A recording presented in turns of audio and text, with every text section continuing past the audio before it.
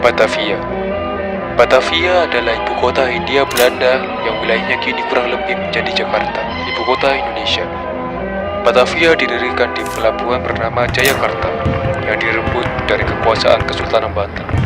Sebelum dikuasai Banten, bandar ini dikenal sebagai Kalapa atau Sunda Kalapa dan merupakan salah satu titik perdagangan kerajaan Sunda. Dari kota pelabuhan inilah VOC mengendalikan perdagangan dan kekuasaan militer, politik di wilayah Nusantara. Jakarta secara resmi bernama Daerah Khusus Ibu Kota Jakarta atau DKI Jakarta, adalah ibu kota negara dan kota terbesar di Indonesia. Jakarta merupakan satu-satunya kota di Indonesia yang memiliki status tingkat provinsi. Jakarta terletak di pesisir bagian barat laut Pulau Jawa. Dahulu pernah dikenal dengan beberapa nama, diantaranya Sunda Kelapa, Jayakarta, dan Batavia. Di dunia internasional, Jakarta juga mempunyai julukan Cinta atau lebih populer lagi Tebing Durian karena dianggap kota yang sebanding New York City di Indonesia. May the 14th, 1998. History will remember this as the day that 1998. Kerusuhan Mei 1998 adalah kerusuhan rasial terhadap etnis Tionghoa yang terjadi di Indonesia pada 13 Mei sampai dengan 15 Mei 1998, khususnya di ibu kota Jakarta. Namun, juga terjadi di beberapa daerah lain.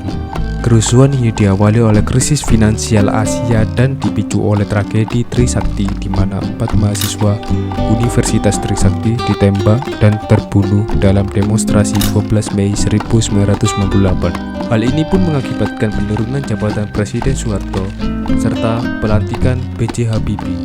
Pada kerusuhan ini, banyak toko dan perusahaan dihancurkan oleh amuk massa, terutama milik warga Indonesia keturunan Tionghoa.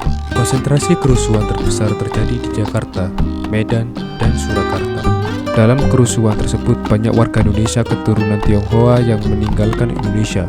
Tak hanya itu, seorang aktivis relawan kemanusiaan yang bergerak di bawah Romo Sandiawan bernama Ita Marta Dinata Haryono yang masih seorang siswi SMU berusia 18 tahun juga diperkosa, disiksa, dan dibunuh secara aktivitasnya. Amuk massa ini membuat para pemilik toko di kedua kota tersebut ketakutan dan menulisi muka toko mereka dengan tulisan milik pribumi atau pro-reformasi.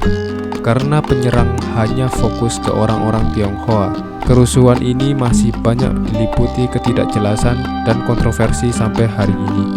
Namun umumnya masyarakat Indonesia secara keseluruhan setuju bahwa peristiwa ini merupakan sebuah lembaran hitam sejarah Indonesia.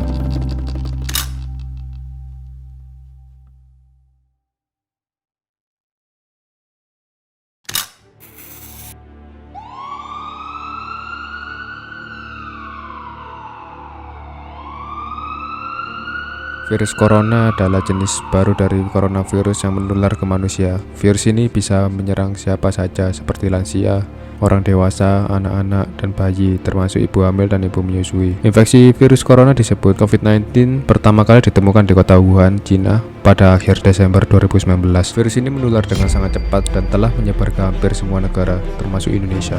Hanya saja, dalam waktu beberapa bulan, hal tersebut membuat beberapa negara menerapkan kebijakan untuk melakukan lockdown dalam rangka pencegahan penyebaran virus corona. Di Indonesia sendiri diberlakukan kebijakan pembatasan sosial berskala besar atau PSBB yang sekarang berkembang terus menjadi PPKM untuk menekan penyebaran virus ini. Banyak kasus virus ini hanya menyebabkan infeksi pernafasan ringan seperti flu.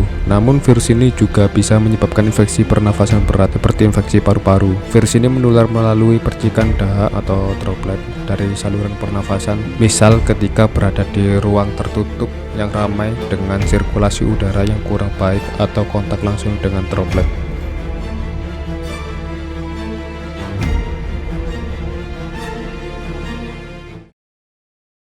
Nah, terus bagaimana perbedaan krisis ekonomi 98 dan 20? Indonesia mengalami krisis pada tahun 1998 dan 2020 dalam bentuk skala, penyebab, dan situasi yang berbeda. Namun, kedua krisis itu memiliki dampak yang hampir sama, PHK, pengangguran, penurunan produk domestik bruto atau PDB, dan sebagainya. Bulan Mei mengingatkan periode terjadinya berbagai peristiwa bersejarah di Indonesia. Pada tahun 1998, krisis yang terjadi adalah krisis moneter yang diikuti dengan krisis ekonomi dan politik. Sementara itu pada tahun 2020, krisis yang terjadi adalah krisis kesehatan yang berdampak terhadap ekonomi. Krisis itu tidak berawal dan berakhir di bulan Mei. Pada tahun 1998, krisis diawali dari serangkaian peristiwa pada 1997 dan berlanjut hingga bulan-bulan berikutnya. Begitu pula krisis kesehatan yang terjadi pada 2020. Kita lanjut saja ke 1998. Sekitar 22 tahun yang lalu, Indonesia mengalami krisis ekonomi yang awalnya disebabkan oleh merosotnya nilai tukar mata uang rupiah terhadap dolar Amerika Serikat. Depresiasi rupiah tersebut disebabkan oleh efek berantai gejolak nilai tukar mata uang Thailand atau baht yang dipicu oleh serangkaian aksi spekulasi. Nilai tukar rupiah yang merosot bahkan hingga 80% tersebut mengguncang korporasi yang memiliki pinjaman dalam mata uang dolar AS. Banyak perusahaan mengalami kebangkrutan karena nilai utangnya membengkak. Di saat yang bersamaan, Indonesia mengalami krisis politik pada saat itu. Banyak pihak mendorong penurunannya Soeharto sebagai Presiden Indonesia setelah berkuasa lebih dari 32 tahun. Soeharto akhirnya turun dari tahtanya pada Mei 1998. Krisis ekonomi saat itu mengakibatkan banyak perusahaan melakukan pemutusan hubungan kerja atau PHK karyawan.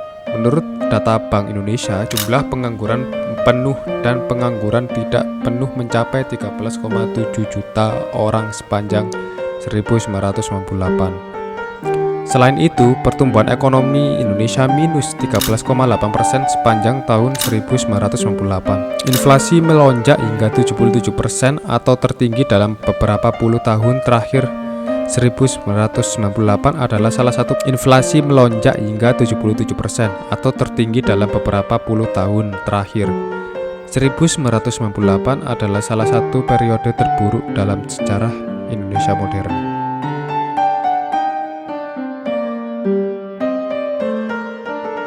Di tahun 2020 sendiri, sementara itu situasi berbeda terjadi pada 2020. Di mana Indonesia mengalami krisis kesehatan akibat penyebaran virus corona yang menginfeksi belasan ribu orang dan menewaskan lebih dari 1.000 orang hingga 12 Mei 2020. Apabila pada 1998 krisis moneter dialami oleh negara-negara Asia, krisis kesehatan pada 2020 ini dialami oleh lebih dari 200 negara di dunia, di mana jutaan orang meninggal akibat virus ini.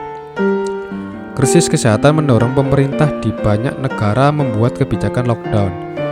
Pemerintah Indonesia sendiri membuat kebijakan bernama Pembatasan Sosial Berskala Besar (PSBB) pada waktu itu dan sekarang berubah menjadi PPKM yang membatasi banyak aktivitas ekonomi masyarakat. Kebijakan PSBB pada waktu itu serta seruan untuk lebih banyak beraktivitas di rumah membuat ekonomi terkontraksi pada kuartal 1 per 2020. Pertumbuhan ekonomi turun hingga 2,97%. Pertumbuhan ekonomi kuartal 2 per 2020 diperkirakan lebih rendah lagi.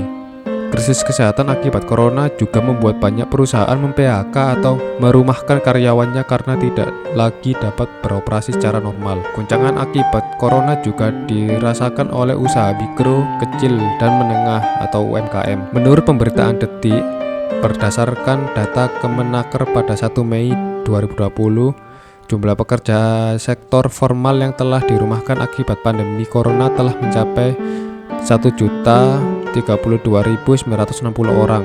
Sementara itu, jumlah pekerja sektor formal dan informal yang di PHK sudah mencapai 689.998 orang. Dengan demikian, total pekerja sektor formal dan informal yang terdampak corona sebanyak 1.722.998 orang.